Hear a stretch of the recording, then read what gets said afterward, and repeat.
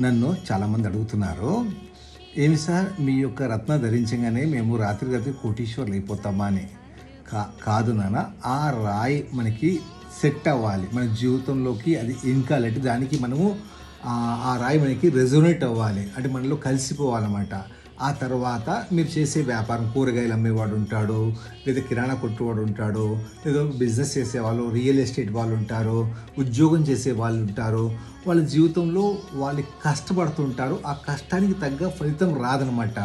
అయితే ఈ రత్నం ధరించడం వల్ల ఆ కష్టానికి ఫలితం రావడం మొదలుపెడుతుంది. మనకి ఏ రోజైతే మన కష్టానికి తగ్గ ఫలితం రావడం మొదలవుతుందో మన జీవితంలో డెవలప్మెంట్ వచ్చేస్తుంది.